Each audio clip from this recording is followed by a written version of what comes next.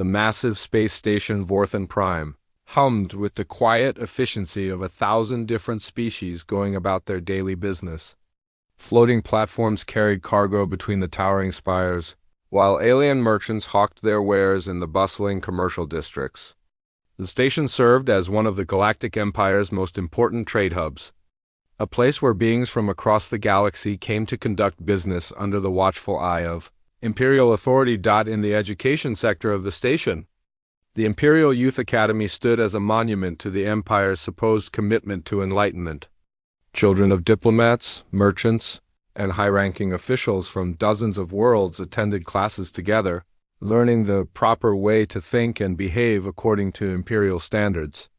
The Academy prided itself on producing the next generation of loyal Imperial citizens. 8-year-old Maya Chun sat quietly at her desk in the back row of Advanced Galactic History. Her dark eyes focused on the holographic display showing various star systems that had been brought into the fold of the Empire. She was one of only 3 humans in the entire Academy. Her presence there a result of her father's position as a trade representative from Earth. The other students rarely paid her any attention, which was exactly how she preferred it. Today, however, something was different. Professor Zektar, a tall Vorthanian with purple scales and multiple eyes, was discussing the Empire's expansion into what he called the primitive Outer Rim territories. His voice carried the typical condescending tone that most Imperial educators used when discussing species they deemed inferior. The human homeworld, Earth, was one of our more interesting acquisitions, Zektar said, manipulating the hologram to show the blue-green planet floating in space. A stubborn little species that actually believed they could resist the might of the Empire. Of course, they quickly learned the error of their ways. Several students chuckled at this, including Vexith, the son of an Imperial admiral. The young Saurian's cold reptilian eyes gleamed with amusement as he turned to look at Maya. "Must be embarrassing," he said loud enough for the class to hear. "Having your entire species bow down without even putting up a real fight?" Maya's hands clenched slightly, but she remained silent. She had learned long ago that responding to such taunts only made things worse. "Oh, come now, Vexith," said Lyra, a Zentarian girl with shimmering blue skin and crystalline hair. "We shouldn't mock our human classmate.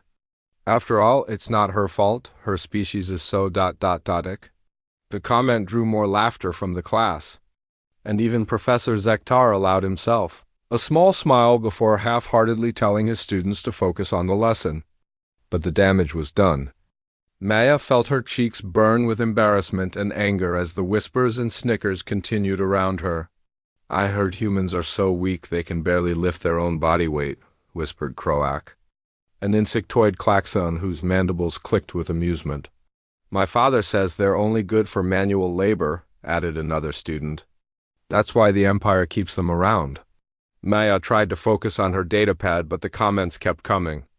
Each word felt like a small knife, cutting deeper than the last. She had heard variations of these insults before, but today they seemed particularly cruel. Perhaps it was because she was tired of being the only human in most of her classes. Or perhaps it was because she missed her mother, who had been away on business for the past 2 months. "At least we know where humans belong in the galactic hierarchy," Vexith continued, emboldened by the laughter of his classmates. "At the very bottom, serving their betters." Professor Zektar, who should have been maintaining order, seemed to find the discussion amusing. "Well, students," he said with false academic interest, "what do you think makes humans so compliant compared to other species that have joined the Empire?" The question was clearly rhetorical, designed to humiliate Maya further. But as the students began offering their theories about human weakness and inferiority, something inside Maya finally snapped. She stood up abruptly, her chair scraping against the floor with a sound that echoed through the suddenly quiet classroom. Every eye turned to her, some filled with curiosity, others with barely concealed contempt. "You want to know about humans?" Maya said, her voice steady despite the trembling in her hands. "You think we're weak? Pathetic? That we just rolled over and accepted Imperial rule?" Professor Zektar's multiple eyes blinked in surprise. In his years of teaching, he had never heard a human student speak with such fire. "Miss Chun," he said sternly, "please return to your seat. This outburst is highly inappropriate." But Maya remained standing. "You talk about humans like we're nothing. Like we're just another species that you conquered and forgot about. But you don't know anything about what we're really capable of. And what exactly are humans capable of?" Vexith asked with a sneer. "Besides surrendering to superior forces?" Maya turned to face him directly, her young face set with determination that seemed far beyond her years. "My mother could show you exactly what humans are capable of." The classroom erupted in fresh laughter. The idea that this small human child was threatening them with her mother was apparently the height of comedy to the assembled young aliens. "Oh, we're so frightened," Lyra giggled. "What's your mother going to do, human? File a complaint with the station administration?" "Maybe she write us a stern letter," added Croak, his mandibles clicking rapidly with mirth. "I'm sure she's a very nice lady who makes wonderful sandwiches," Vexith said, drawing more laughter from the class. "Perhaps she could pack us a lunch while she's cleaning our quarters." But Maya wasn't backing down. If anything, the mention of her mother seemed to give her more confidence. "You have no idea who my mother is," she said quietly. "None of you do." Professor Zektar had heard enough. "Miss Chun, you will return to your seat immediately, or you will be sent to the principal's office. This display is unbecoming of a student at this academy." "What's your mother's name, then?" Vexith called out, still grinning with cruel amusement. "Since she's apparently so important and terrifying."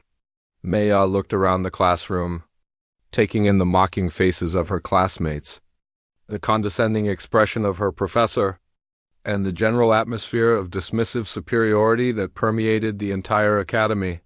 For 8 years, she had endured their assumptions about humanity, their casual cruelty and their complete ignorance of what her species was truly capable of.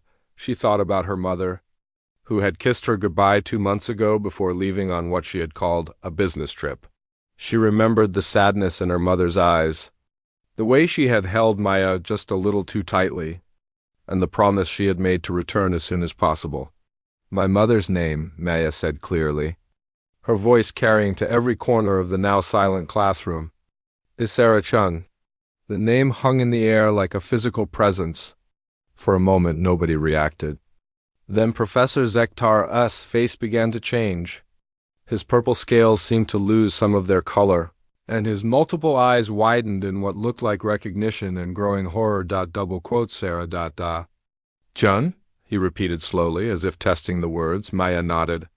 "Captain Sarah Chun, formerly of the Human Defense Force, currently serving as ... She paused, remembering her mother's exact words from their last video call. "As a special military advisor to various imperial operations." The silence in the classroom was deafening. Professor Zektar's hands began to shake slightly as he reached for his personal communicator, his eyes never leaving Maya's face. "Class. Dismissed," he said weakly. "Everyone return to your quarters immediately."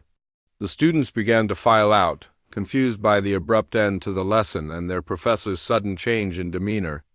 But Vexith lingered, still wearing his sneer of superiority. "Nice try, human," he said as he passed Maya's desk. "But whatever lies you're telling won't change the fact that your species is, Vexith."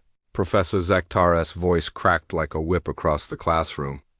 "Leave now, and report to my office first thing tomorrow morning." The young Saurian's expression faltered at the genuine fear in his professor's voice, but he left without another word. Soon, only Maya and Professor Zektar remained in the classroom. The professor was frantically typing on his communicator, his scales now noticeably pale. Maya could see sweat beading on his forehead despite the controlled temperature of the room. "Miss Chun," he said without looking up from his device, "I need you to contact your father immediately. Tell him there may have been a misunderstanding about your family background." Maya tilted her head curiously. "What kind of misunderstanding?" Professor Zektar finally looked up, and Maya was surprised to see something that looked almost like terror in his multiple eyes. "We ... Academy administration. We were informed that your mother was a civilian. A translator, I believe the record said. That's her cover story, Maya said matter-of-factly. She uses it when she's working in areas where her real identity might cause problems. The professor's communicator chimed with an incoming message. He read it quickly, and what little color remained in his scales completely drained away. Miss Chun, he said very carefully, I think it would be best if you stayed in your quarters until your father arrives to collect you. The administration will be reviewing your enrollment status. Maya began gathering her things, still confused by. Maya had barely reached her quarters when the door chimed with an incoming visitor. She opened it to find her father, David Chun, standing in the hallway with an expression she had rarely seen before. His usually calm demeanor was replaced by something that looked like barely controlled panic. Maya, sweetheart, he said, stepping inside quickly and activating the privacy settings on their door. We need to talk. Right now? Hi, Dad, Maya said, setting down her school bag. I was just about to call you. Something weird happened in class today. Professor Zektar got really scared when I told him Mom's name, and you told him your mother's name? David's voice went up an octave. Maya, exactly what did you say? Maya recounted the events of the day, from the student's cruel comments to her decision to defend humanity by mentioning her mother. As she spoke, her father's face grew increasingly pale. Oh no, he whispered when she finished. Oh, Maya, what have we done? What do you mean? I don't understand why everyone's acting so strange. David sat down heavily on their couch and pulled Maya onto his lap, the way he used to when she was much younger. Sweetheart, do you remember what I told you about your mother's work? About why she travels so much? You said she's a translator who helps different species communicate with each other. That's partially true, David said carefully. Your mother does help with communication, but not in the way you think. He paused, struggling with how to explain. She's a military specialist, Maya, a very important and very dangerous military specialist. Maya frowned. Dangerous? But Mom makes pancakes on Sunday mornings. She helps me with my math homework. She sings lullabies when I have nightmares. She's all of those things, David agreed, stroking her dark hair. But she's also someone that the Empire fears more than almost anyone else in the galaxy. Before Maya could ask what he meant, their communication system activated with an urgent priority message. David's work identification appeared on the screen, along with a message from the Trade Commission, report to Administrative Level 7 immediately. Bring your daughter. They want to see us both, David said, his voice tight with worry. Maya, listen to me very carefully. From now on, whatever anyone asks you about your mother, you let me answer. Don't volunteer any information. Don't mention her name again. Do you understand? Maya nodded, though she was becoming increasingly confused and frightened by her father's obvious terror. They made their way through the station's corridors toward the administrative levels. Maya noticed that other people seemed to be staring at them as they passed. Word had apparently spread quickly through the station's gossip networks. The Trade Commission's waiting area was unusually crowded when they arrived. Maya recognized several Academy staff members, including Professor Zektar, who couldn't seem to meet her eyes. There were also several beings she didn't recognize, wearing the distinctive dark uniforms of Imperial intelligence. Mr. Chun, called a stern-faced Centaurian woman from behind a reception desk. Administrator Volfak will see you now. Your daughter as well? They were escorted into a large office where Administrator Volfak, a massive bear-like creature from Orsay Major, sat behind an imposing desk. His usually jovial demeanor was nowhere to be seen. Instead, he looked like someone who had just received very bad news. David, Volfak said without preamble, we have a problem. A very serious problem. I can explain, David began. But the administrator held up a massive paw to stop him.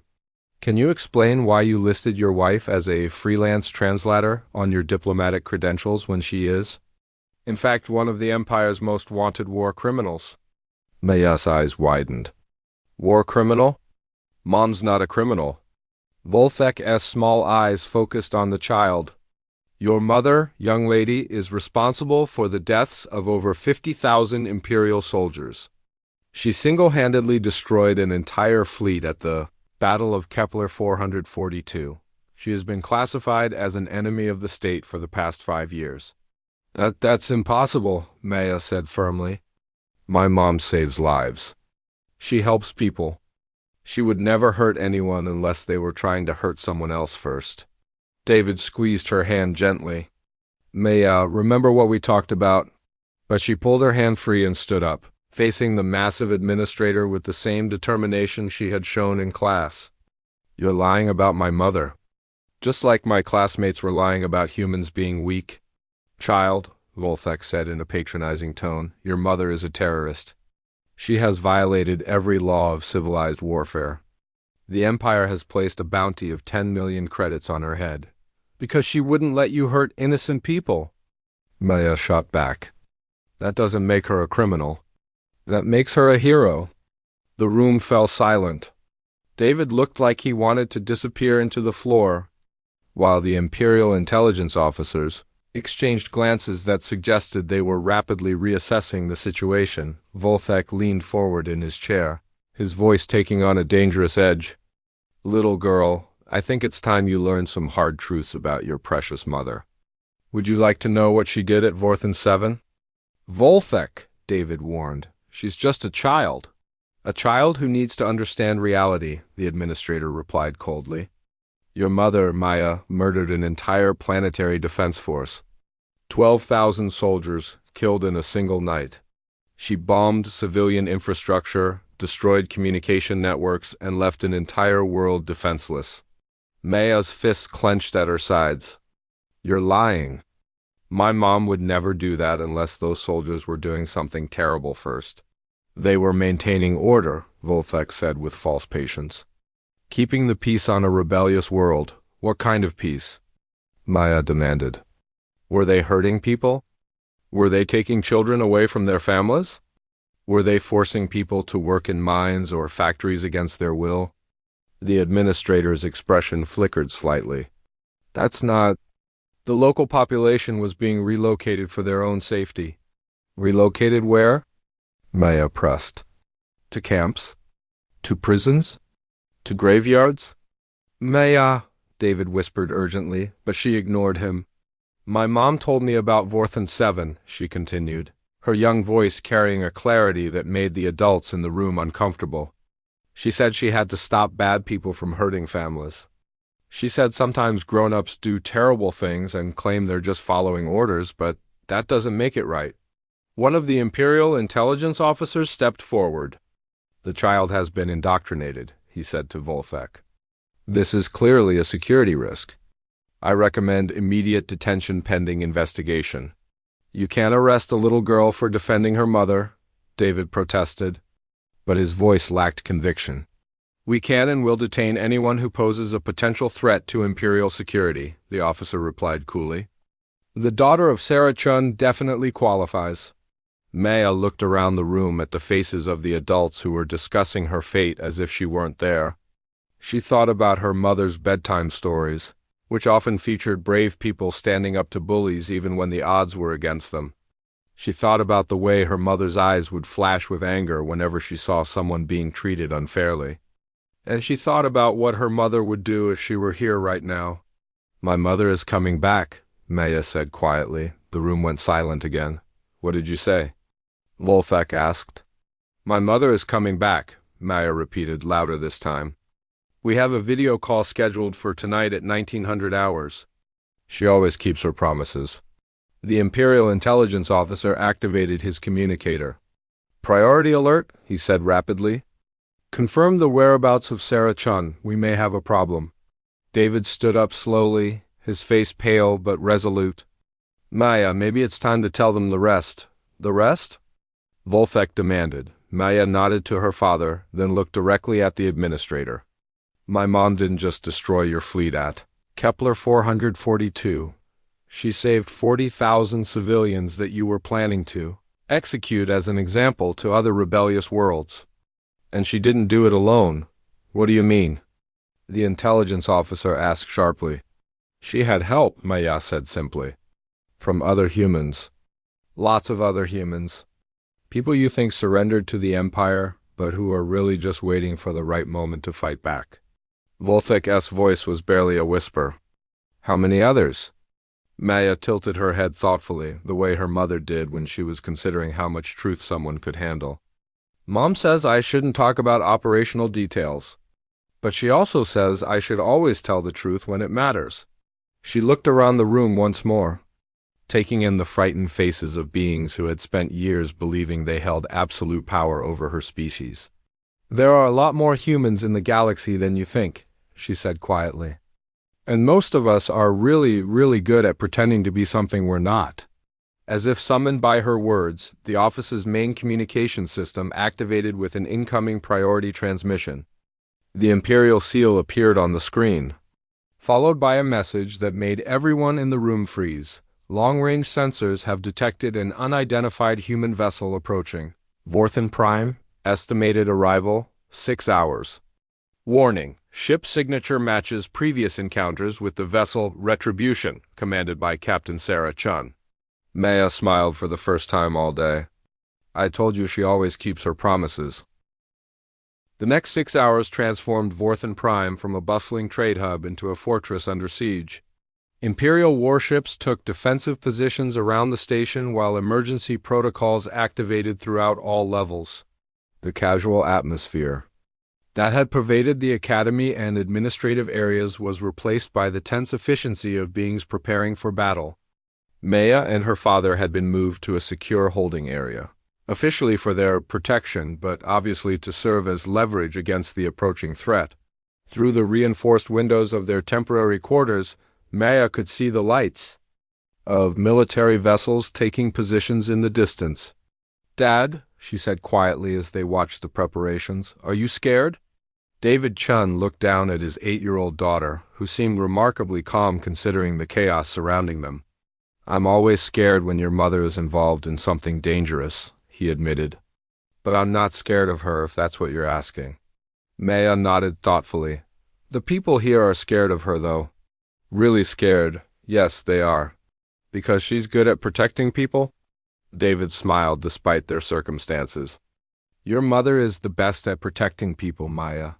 Sometimes that means she has to do things that scare bad people. Before Maya could respond, the lights in their quarters dimmed as the station's emergency systems activated. A voice echoed. Through the corridors, all personnel report to assigned emergency stations. This is not a drill. Through their window, they could see the massive form of an Imperial dreadnought moving into position directly in front of the station. Its weapon arrays glowed with charging energy, ready to engage whatever was coming. Contacts on long-range sensors, announced the station's automated system. Single vessel, classification unknown. All defensive systems online. Maya pressed her face against the window, straining to see into the darkness of space beyond the defensive perimeter. I can't see anything yet. Your mother's ship has stealth capabilities, David explained.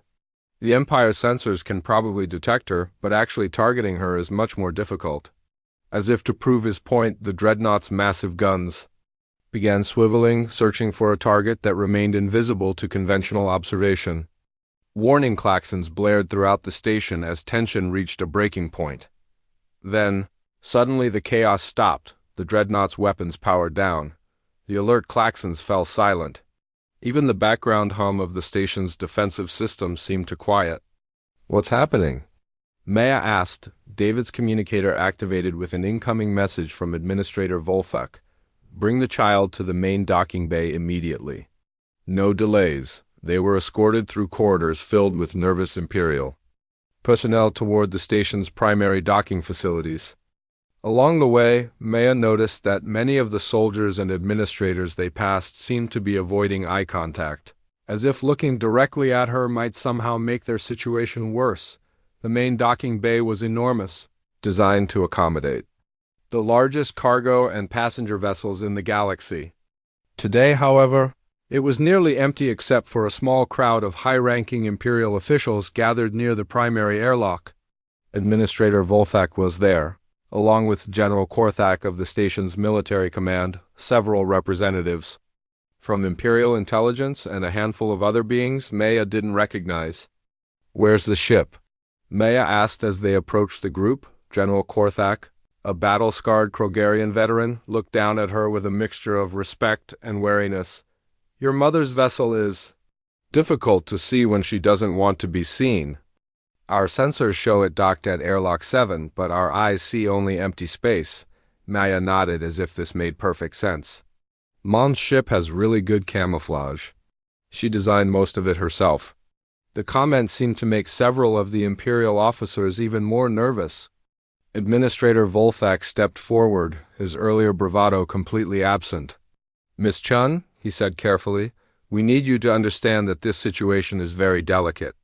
Your mother's arrival has caused considerable concern among Imperial leadership. We're hoping that you might help us resolve this peacefully."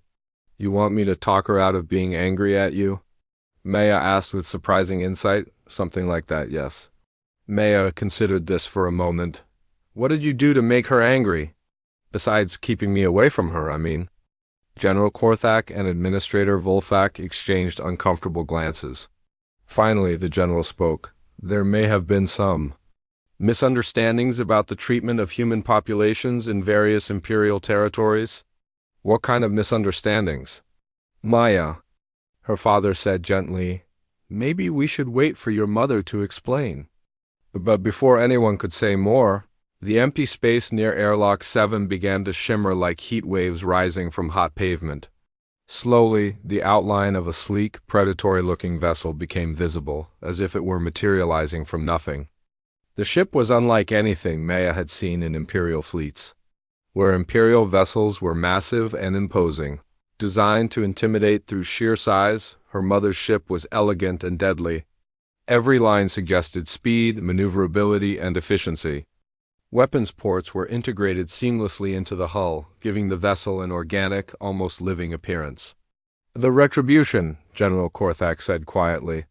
"I fought against that ship at Kepler 442. I was one of only 6 vessels in my fleet that survived the encounter."